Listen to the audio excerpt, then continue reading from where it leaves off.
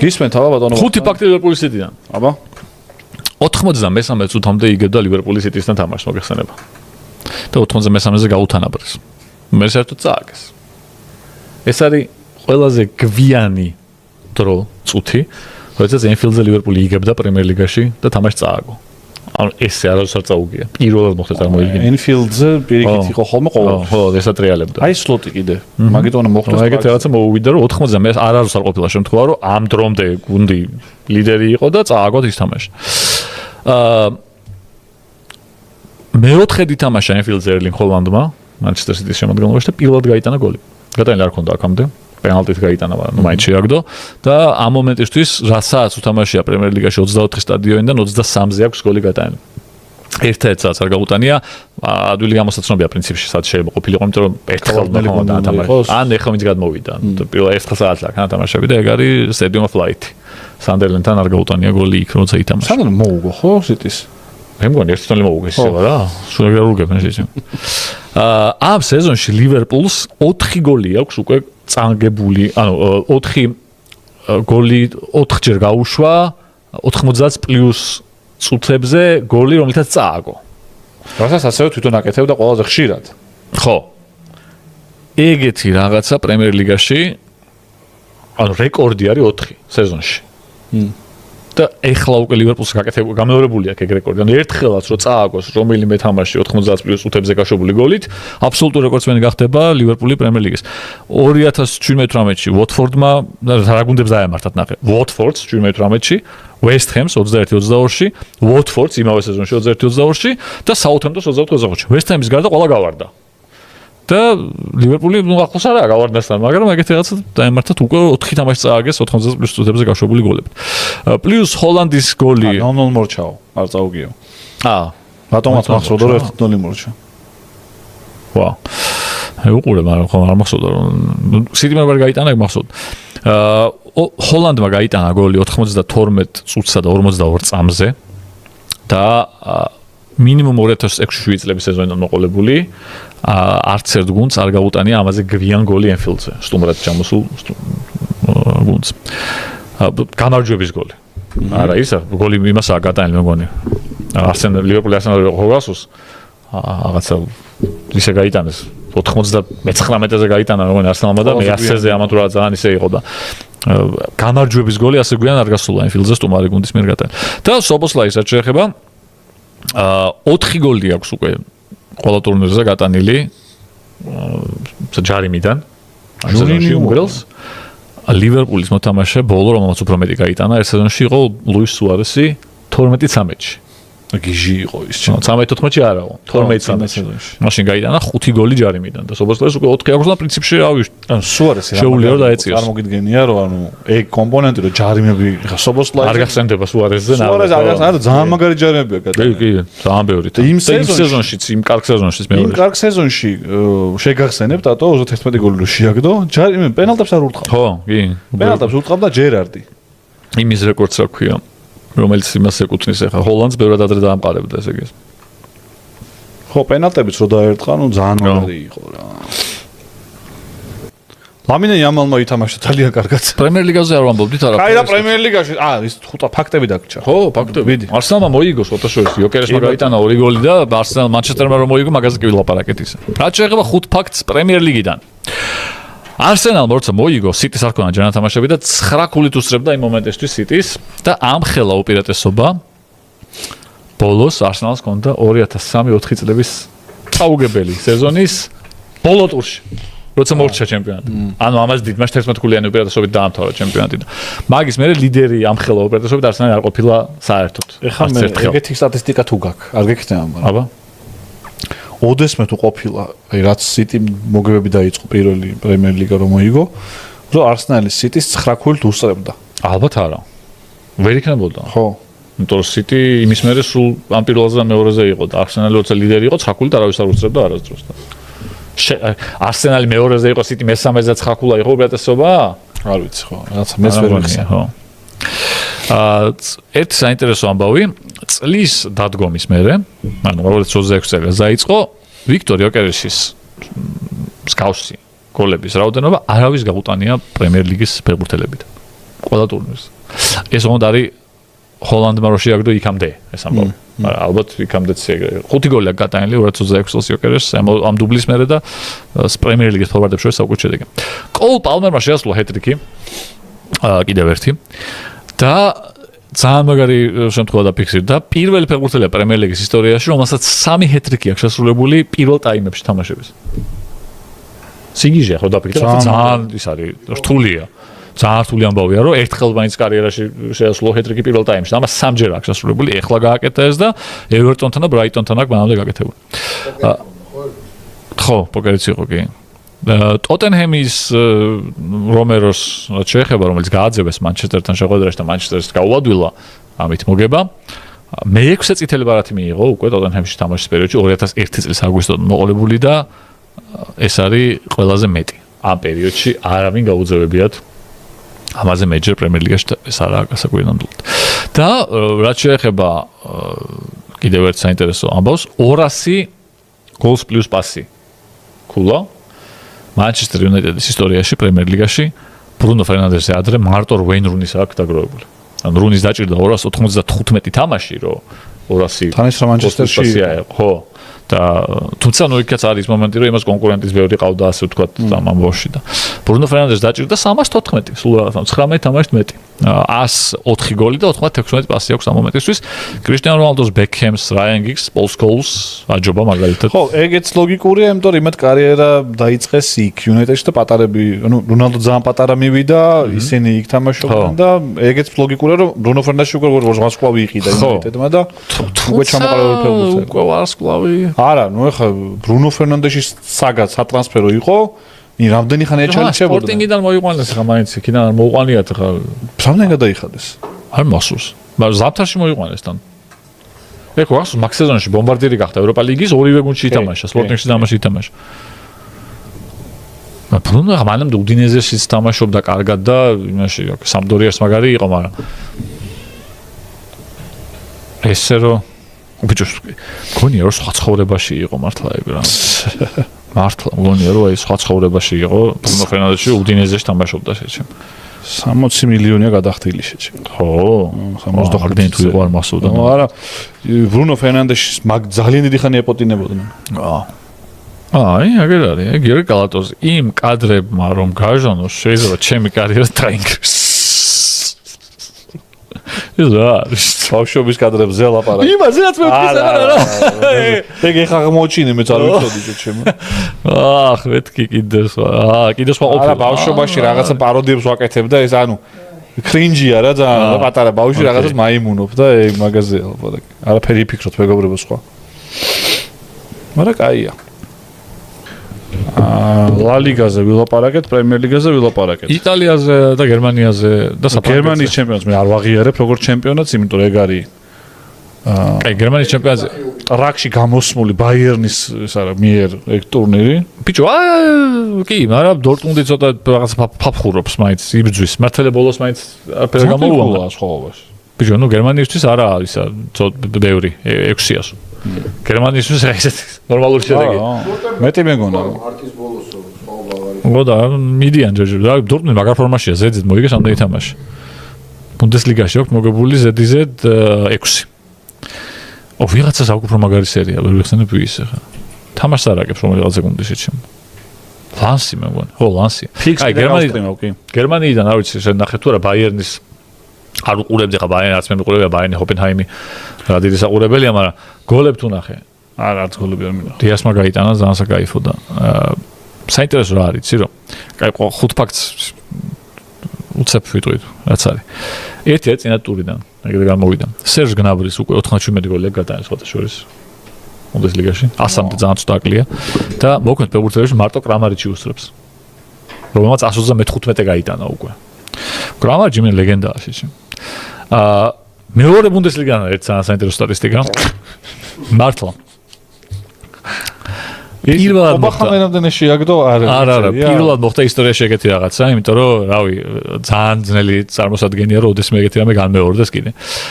ფიურტი მაგდებურგი აღმოჩნდა პირველი წვილი მეორე ბუნდესლიგის ისტორიაში და ეჭვმა ძალიან ბევრი ჩემპიონატის ისტორიაში ეგეთი რამე არსებობა მოხდა რომ ორ თამაში 18 გოლი გავიდა ამ გუნდებს. ორივე თამაში მორჩა 5-4. ან პირველ წრეში ფიურტმა მოუგო მაგდებურგს სტუმრად 5-4 და ეხლა მაგდებურგმა მოუგო ფიურტს სტუმრად 5-4. 5-მდე იყო. ბიჭო, პირველ ტაიმი მორჩა 5-3 შეჯა 8 გოლი გავიდა პირველ ტაიმში. წარმოიდგინე. 5-1 იგებდა 33 წუთზე გასვლაზე მაგდებურგი, მე იმან 2 გაუტანა და 5-3-5 გახდა და დაიწყო თუ რა მეორე ტაიმი 4-5 გახდა 47 წუთზე და ეგრე მორჩა. 47 წუთში 9 გოლი რო გავა და ეგრე რომ დამთავრდება თამაში ბიჭო, იმის მე რას აკეთებდნენ რუსთა არ ვიცი. მაინც ის ამირი ფეხბურთელი არის ეგეთი 7 გოლი აქვს ამ სეზონში პენალტიდან გატანილი უკვე და აბა ვინუსტრებს ერთადერთი ტოპ 5 ჩემპიონატში. ფაპე. რა თქმა უნდა, კილიან მბაპეს უფრო მეტია გატანილი კერძოდ 8. ოლისეს აქვს ბოლო 6 შეხვედრაში საგოლე პასი და ერთადერთი ფეხბურთელი რომელსაც უკეთეს შედეგი აქვს ბაიერნის ისტორიაში არის ტომას მიულერი. რომელიც 7 შეხვედრაში გააკეთა ზედიზედ საგოლე გადაცემა. და სხვადასხვა ოლისეს უკვე 16 პასი აქვს ამ სეზონში და ეს არის უკვე წინა სეზონის ოლისეს შედეგი. ძალიან кайფი ფეხბურთელი. წინა სეზონი ხო кай ქონდა. 15 პასი ქონდა იქ და ეხლა უკვე 16 აქვს წელს. ძალიან მაგარი ფეხბურთელია. თებერვალის დასაწყისში აქვს 16 პასი ტიპს. კაი შენაძენი. და ერთი ძალიან საინტერესო სტატისტიკა ასევე რაც არის მანუელ ნოიერი და ოლივერ ბაუმანი მეკარეები. ბაიერნის და ჰოფენჰაიმის ერთმანეთს შეხვდნენ 27-დ უკვე ბუნდესლიგაში და არც ერთ სხვა წყვილს მსგავსი შედეგი არ ქონია. ერთადერთი წყვილი რომელიც ასევე ასე ხშირად ხვდებოდა ერთმანეთს იყო ული შტაინი და აიკე იმელი. და აიკე იმელი მე ვაფშე არ ვიცოდი ვინ იყო. სანამ მაგიდის დერბიში ჯანელამ არ აიღო ეს ფოტოს დახე ეს აიკე იმელი იქნებოდა და აიკე იმელი ვინ ჩემი ყლეა მეთქი და მე ნახე და ტიპი იყო ათეულში შედის ჩატარებული მატჩები ბუნდესლიგაში თუ რაღაც ვაფშე არ ვიცოდი შეჩო. აიკე იმელი და ული შტაინი ასევე 27-ჯერ დაუპირისპირდნენ ერთმანეთს ბუნდესლიგაში და მეორე შედეგი გაიმეორეს ნოიერმა და ბაუმანმა თუ შემდეგ სეზონში ითამაშებენ ამ შედეგს გააუმჯობესებენ კიდეც. ეგაა შენი ფაქტები ბუნდესლიგიდან. სხვაშორის ეს მაინც ფაქტები რაც მაგ გამზადებული ორივე არის მარტო ბარსა რეალზე, იმიტომ სხვა ხა ისეთი მეტი თამაშები არ იყურება იმის ჩემპიონატში. თან ისეთი იყო ვილარეალი აგერ დღეს თამაშ ხეტაფე ალავესი მხეცი თამაში. ის იყო უბრალოდ ატლეტიკომ წააგო ბეტისთან სხვადასხვის და ალბათ საბოლოოდ ჩამოშორდა ჩემპიონურ ბოლოს აქამდე არ იყო ჩამოშორებული და უცნაური ეს ყველაფერი არის იმითი კიდევ რომ 3 დღით ადრე ითამაშეს თასის მეოთხე ფინალში და 5-0 მოუგო ატლეტიკომ. იქ შეუსწავლია ბენიტო ვილამანიზე მოუგო. ბენიტო ვილამანიზე არ თამაშობს წელს ბეტისი, მაგრამ იმას ლაკორტუხაზე მოუგო 5-0 და ისტორიაში ყველაზე დიდი მარცხი განიცადა ბეტისმა თასში თასზე. არ წაუგია რა ამ ხალხს. ამის ჩვენ გვაქვს წაგებული. 5 ბურთი მეორად გაუშვეს თუ რაღაც, მაგრამ 5 ბურთიან შევხვდით არ წაუგია რა. თასზე ბეტის. გამოვარდა ჩვენ რო ალკოპანმა მოგვიყო რა, კაი იყო. ხო და აგერ მე წავიდნენ და მოუგეს ატლეტიკოს ანტონიმ გაიტანა გოლი სხვადასხვის თან საჯემოს გარედან. და ერთი სტატისტიკა რომელიც ნახე ამას 5 ფაქტის მიღმავიტყვი 10 გოლი აქვს გატანილი და 6 აქვს საჯემოს გარედან გატანილი და ტოპ 5 ჩემპიონატში ყველაზე დიდი პროცენტული მაჩვენებელი აქვს მაგისი საჯემოს გარედან გატანილი მეტი გოლები ანუ საჯემოს გარედან 60% აქვს შეგდებული საჯემოს გარედან. აჩეხა ფაქტებს. რეალმა მოიგო კარერასის და მბაპეს გოლებით. და მბაპეს სხვადასხვის აქვს ყველაზე ხანგრძლივი სერია დღეს ამ ეტაპზე ამ მომენტისთვის. ტოპ 5 ჩემპიონატში ფეხბურთელებს შორის ზედიზედ მე-6 შეხვედრაში გაიტანა გოლი და მაგარ ფორმაშია ძალიან. მსგავსი სერია არავის არ აქვს. თან თამაშთან გაიტანა ამჯერად პენალტი არ გაუტანია. და მეორე კარერასის გოლიც ასევე აღსანიშნავი იყო, იმიტომ რომ ჰაუსენის პასით შეაგდო. და ეს არის ბოლო 4 წელიწადში თითქმის პირველი შემთხვევა რეალის შველების კომბინაციით გავიდა გოლი. ბოლოს ეს რაღაც მოხდა 2022 წლის აპრილში. როდესაც კარვახალმა გაატანინა ნაჩოს. კარვახალი კიდე გუნჩია ნაჩო არა. რაც შეეხება ბარსელონადან სამი ფაქტია. ერთი არის ის, რომ მეორე გუნდია ბარსელონა ტოპ 5-ში, ვისაც 3 ფეხბურთელი ყავს, რომელთაც 10 პლუს გოლი აქვს გატანილი ჩემპიონატში. შენ თუ გახსოვს, წინა კვირაში იყო შემთხვევა, რომ ბარსა ერთ-ერთი გუნდია, რომელსაც 6 ფეხბურთელი ყავს, რომელსაც ყველა ტურნირზე 10 პლუს გოლი აქვს გატანილი, მაგრამ ლა ლიგაში არ იყო ეგრე. ლა ლიგაში მარტო ერთს ჰქონდა 10 პლუს გოლი და ეხლა დაემატა ამ ტურში 2 კაცი და მეორე გუნდია ფერან ტორეს აქვს 12 გოლი ლა ლიგაში, 10 აქვს რობერტ ლევანდოვსკის და 10 აქვს იამალს და ლევანდოვსკი და იამალმა ამ ტურში გაიტანეს. მარტო ტორეს იყო აქამდე. ერთადერთი გუნდი, რომელიც აქამდე იყო არის ბაიერნი, ჰარი კეინს 22 გოლი აქვს პიზდეცია просто ოლის ესაა კათი და ლუის დიას მაგარი თამაში ქონდა დიას ხვადაშორის ოფენჰაიმთან 10 გოლი აქვს გატანილი და ბარსა მეორე 12-10 ტორესი ლევანდოვსკი იამალი გარდა ამისა იამალს უკვე 24 გოლი აქვს გატანილი ლა ლიგაში 92 შეხვედრაში და 19 წლამდე ასაკის ფეხბურთელებს შორის 21 საუკუნეში ესა საუკეთესო შედეგი კილიან მბაპეს გადაასწრო რომელმაც ამ პერიოდში გაიტანა 23 იამალმა 24 მაგარი იყო თან მაგასებში ხო და იმან მაინც ლიგაში იქნა ყველაფერი თუმცა ნუ ნაწილი მონაკოში მართალია მაგრამ მაინც და რობერტ ლევანდოვსკიმ როგორც გითხარით წერან მე-10 გოლი გაიტანა ლა ლიგაში წელს და ის მესამე ფეხბურთელი გახდა ბოლო მესამე ფეხბურთელი გახდა საერთოდ უბრალოდ ბოლო არა მესამე ფეხბურთელი გახდა რომელმაც 21 საუკუნეში რომელმაც ტოპ 5 ჩემპიონატში ზედიზედ მე-15 სეზონში მოახერხა 10+ გოლის გატანა და მესამე რო გახდა პირველი ორი ვინ იყო მეგონი აი არის ძნელი გამოსაცნობი ერთი არის კრისტიანო რონალდო და მეორე ლიონელ მესი კრისტიანო რონალდო ერთადერთია რომელსაც 16 სეზონში აქვს 10+ გოლი გატანილი ტოპ 5 ჩემპიონატში მესის 15-ში ანუ ლევანდოვსკი მესის დაეწია და იქიდან გამომდინარე რომ ევროპაში არ თამაშობენ და ალბათ არც თამაშობენ კარიერის ბოლომდე ლევანდოვსკის შანსი აქვს რომ შემდეგ სეზონში თუ დარჩება ტოპ 5 ჩემპიონატში 10 გოლი თუ გაიტანა დაეწევა კრისტიანოსაც და რატომაც არა ისეთ ფორმაშია რომ შეიძლება ბარსადან წავიდეს მართალი იყო რაღაცაუბრები მაგაზე მაგრამ ტოპ 5-ში თუ დარჩება მე მგონი ძალიან მაგარი ხო თქვენ ახლა მაინც შეცვლილზეც უნდა იფიქროთ ხო ანუ მიდია უკვე ბატონი რობერტი საკმაოდ ასაკში იმყოფება. კაი, მოდი ისე ფაქტები მაქვს მე კიდე ხარ შენ ამთავრებ მე მეგობრებო არგათიშო შენ აბოზარ ეთერში გიტოვებთ ხანგებს 5 ფაქტი მაქვს საფრანგეთიდან და 5 იტალიიდან ძმაო საფრანგეთს ხალხი საინტერესო აი მიდი თქვი და საფრანგეთს საინტერესო სიტუაციაა შექმნილი იმიტომ რომ პარის სენ-ჟერმენმა კი გაანადგურა მარსელი და ძალიან უთამოყოლოდ მოუგო მაგრამ ნუ კვარამ გაიტანა დაბრუნებათან აღნიშნა სასწაული გოლით და დემბელემას მაგარი გოლი შეაგდო მაგარ ფორმაშია პარის სენ-ჟერმენი მაგრამ ლანსი არის ასევე ძალიან ხეც ფორმაში ძალიან მაგარ თამაშობენ და ინტრიგას ერთ-ერთ ლიგას ლანსი უტოვებს რომელსაც ეხლა რამდენიმე საინტერესო ფაქტი არის ლანსზე 49 ქულა აქვს 21 ტურის მერე და ნუ პარის სენ-ჟერმენს აქვს 50 იმიტომ რომ მოიგეს რა ბოლო ანუ 21 ტურის მერე 49 ქულა ვისაც ჰქონდა ან მეტი ყველა ჩემპიონი გახდა ეხლა არის შემთხვევა რომ ორ გუნდს აქვს ლანსმაც და პარის სენ-ჟერმენიც თორე მანამდე რო გადახედვა წინა წლებში სულ პარის სენ-ჟერმენი იყო და მანამდე ლიონი როცა 21 ტურის მერე ჰქონდათ 59 ან მეტი ქულა და სულ ჩემპიონები ხდებოდნენ რა და ეხლა არის ისეთ შემთხვევა რომ რომელიღაც ვერ გახდება იმიტომ რომ ორ გუნდს აქვს კარგია ხო დემბელე სხვათაშორის რომელსაც მაგარი გოლები შეაგდო მარსელთან და პასის გააკეთა კვარაზე ხო დემბელემ გადაუგდო ხო დემბელე არის ხო კვარას ვაკო გამარჯობა გადაცემაში ვსამდებით დემბელემ არ გაუკეთა კვარას პასი და პასი ხო და 5 გოლი და 4 პასი აქვს მარსელთან უკვე ყველა ტურნირზე დემბელეს და საყვარელი მეტოქე არის თურმე მის და ეს მოკლე პერიოდში მოასწრო რომ ამასთან ბარსელონაში არ თამაშობდა კარგი მოწყობილი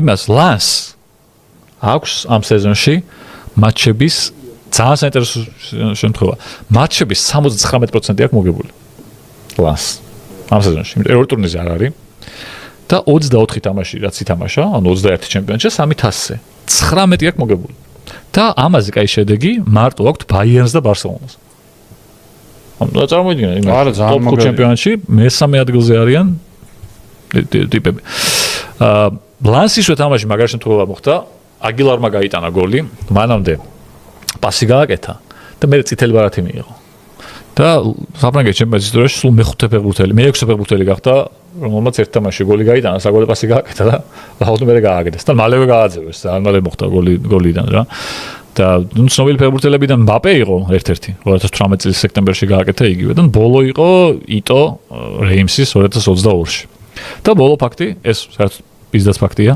რომელსაც რო არ წამეკითხა ვერ დავიჯერებდი რომ 2026 წელს ლილს 67 დარტყმა აქვს კარისკენ განხორციელებული ერთ-ერთი გოლი გადაალი წელს ჟიგრუმში აგდო ისიც 4-1 წააგეს თან და ამაზე სუდი შედეგიც არის საფრანგეთში ოსერს ვაფშე არ გაუტანია მაგრამ მაგდენ დარტყმა აქვს ამდენ დარტყმა არ აქვს თვენახევარია ვერ სურტყამს ხო თვენახევარია გასული ბიჭო და ერთ გუნდს გოლი არაა გადაალი ისეთ შემა ვაფშე საფრანგეთის ჩემპიონატში და გასავარდ ზონაში ლოგიკურად და ლილს აქვს ერთი გოლი გადაალი ისიც ვეტერანმა ჟირუმ შეაგდო ეს რაღაცები ხდება საფრანგეთში. რაღაცას გიჩალიჩებს კნო.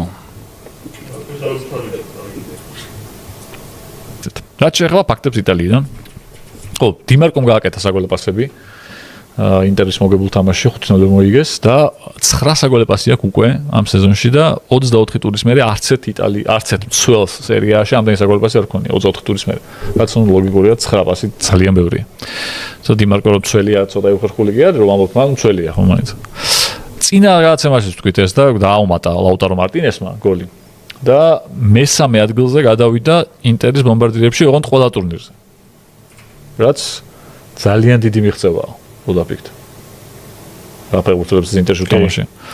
მარტო მე-10-ს ჩამორჩება, რაც უნებრივია და ალტობელის. დაეწია რობერტო ბონინსენიას, კიდევ ერთ ლეგენდარულ იტალიელს. თუ ზუსტად მახსოვს 1960 წლის ფინალში ბონინსენიამ გაიტანა იტალიიდან. არ მახსოვს.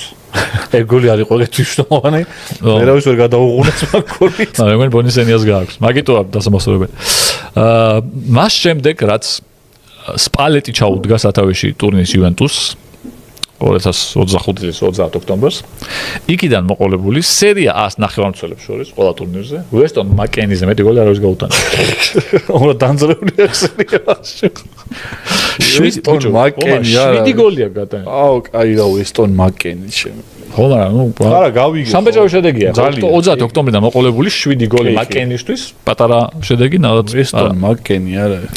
მოიზე კინს რაც შეეხება. რომაც გოლი შეაგდო ფიორენტინას ვერ მოგებულ თამაშში. ბოლო 2 სეზონში 3 ფეხბურთელია სუვისეთ სერიაში 25 პლუს გოლი აქვს გატანილი ჯამურად. ერთი არის მოიზე კინი. მეორე არის რა თქმა უნდა ლაუტარო მარტინესი, გაგიკვირდებათ და მესამე ერთი პირველი აღარ თამაშობს სერიაში. მატეო რეტეგი. რომელიც საუდის-არაბეთში აკეთებს ფულს. და ბოლო ფაქტი ეს წინა ტურიდან გადმოსული ფაქტია, ამ ტურში და წინა ტურში არ გათამაშდა. ოთარ საბაშვილის მილანზეა ეს ფაქტი. 23 შეხვედრის მერე ვაკო ყიფიანის საყვარელ მილანს 50 ქულა აქვს მოგროვებული. რაც სულ მესამედ მოხდა მილანის ისტორიაში. 3 ქულა რაც არის გამარჯვებაზე. მესამედ მოხდა რომ მილანს 23 ტურის მერე აქვს 50 ან მეტი ქულა. ვაუ! პირველად ეგეთი რაღაც მოხდა 1995-96 წლების სეზონში, როცა 50 ქულა მოაგროვეს 23 ტურის მერე. ჩემპიონები გახდნენ. მეორედ მოხდა 2013-2004 წლების სეზონში, როცა 58 ქულა მოაგროვეს საერთოდ 23 ტურში და მაშინაც ჩემპიონები გახდნენ. აი ხა პრობლემა ისაა რომ ხო, იმიტომ რომ ინტერს აქვს 58 ზუსტად 24 ტურში, მაგრამ მაინც მოგროვებული. ნახე, მე ეგეთი გუნდები მევასება რა. აი ჩემპიონატში რო შეიძლება ქულებს აშკარად ეგრეა რა. რეალიც ხო ეგეთი არის რომ აი მაინც კაროჩე ბარსელონა უფრო ლა ლიგაში რასო მარტივად უყურებთ ხო? ხო. ჩვენ პერიოდში ასე ჩვენ. მილანიც სულ ეგეთი იყო რა. მილანი სულ ეგეთი იყო. ანუ ისედაც ხა ჩამორჩება ჩემპიონობის რაოდენობით და ინტერს ეხა ჩამორჩა რა. ხო, მაგრამ ანუ ეხა იუვენტუსი სულ იმუშებოდა რა. და ეგეთი გუნდების კენ ვარ ხოლმე. კაი დებილობაა ეს ამხელა ტურნირი რა. შეხვდით ერთმანეთს ძალიან მაგხელა ტურნირი არის რომ რეალი მან დომინირებს გაკრასტორი აბა ეხა ჩემპიონატში ჩემპიონთა ლიგაზე დომინირებენ მაგრამ ჩემპიონატში იმდენით წინ იყო ბარსელონაზე რომ კაი მორჩა შენი ფაქტები? კი მე ამოვუწურე დღეისათვის სულ ეს იყო მეგობრებო შესრულდა 3 საათი უკვე რაც ლაივში ვართ აი ხლა თბილი საბანი შემოიკეცეთ რაღაც ბოლოს ნქონდეს ხოლმე ეს ლულაბი რა ხო ქონდა მელოდია ნუ არა ხო ვარსკვლავს ეძინებათ რაღაცა ნუ დავწეროთ ამ შოუსთვის სპეციალურად რომ ბოლოს ძილისპირული წავიდეს რომ ხალხი წევს ზოგი სამსახურში მიდის ხვალ ზოგი სკოლაში ზოგი უნივერსიტეტში და წყნარადო დაიძინონ ხოლმე რა ფონად უნდა იმიტომ რომ ჩვენ ხმაზე იძინებს ძალიან ბევრი ეგ დიდი პატივია სხვათაშორის იმიტომ რომ ძილის დროს თუ გაქვს ხოლმე ისეთ ფიქრები რომელიც შფოთს იწევს გაფხიზლებს ძალიან ალბათ გქონია ბევრჯერ კი როცა უყურებ ესეთ რაღაცას რომ კომფორტულად გზნობ თავს და იქიდან მოდის დადებითი ვაიბები ალბათ მაგითო გეძინებ შვიდები ამიტომ ძალიან კარგია ჩემო პატარა მეგობრებო ახლა კი შემოიკეთეთ საბნები და ტკბილი ძილი ელასა გენახოთ ყველასა სიზმარში ძალიან კარგი რაღაცები ჩვენ სპონსორებს მადლობას გადავუხდი ამასობაში სანამ დატო მოიფიქრებს